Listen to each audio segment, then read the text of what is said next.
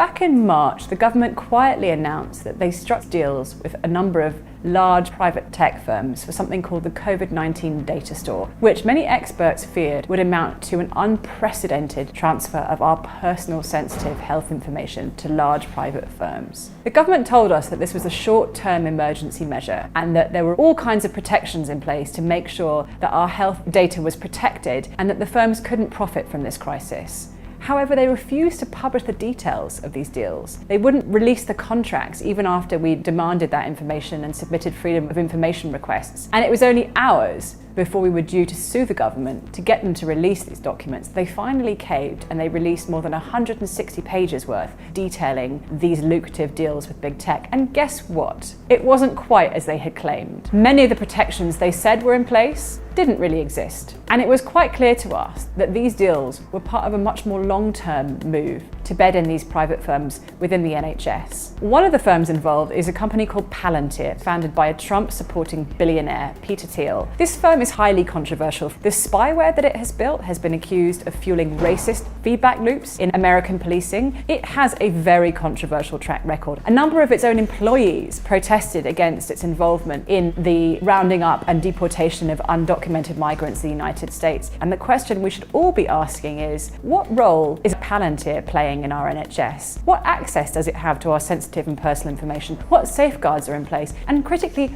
who gets to decide? Is it us? Is it the people who pay for the NHS and use the services? Or is it the government doing backroom deals with large, unaccountable private tech firms? We deserve answers to these questions. We already have reason to believe that the UK government is planning a radical shake-up of the NHS next year. We've had documents disclosed to us which show that this is already being planned behind the scenes at a high level, overseen by a policy unit in Number 10. This should not be happening behind closed doors, hidden from public scrutiny. We should have a say in the future of our NHS, how our public services are delivered, particularly after the COVID crisis. This is our cherished public health service that has had an unprecedented challenge this year and has risen to it, and we all agree is one of the most important and valuable things we have in this country. We believe that the law requires the government to consult with us, the public, when they enter into long-term deals with private firms who are supplying critical services to the NHS. This is something that should be open for public debate and scrutiny. And if they've got nothing to hide, if these really are the best deals that they can secure for us, what have they got to lose? We, the citizens of this country,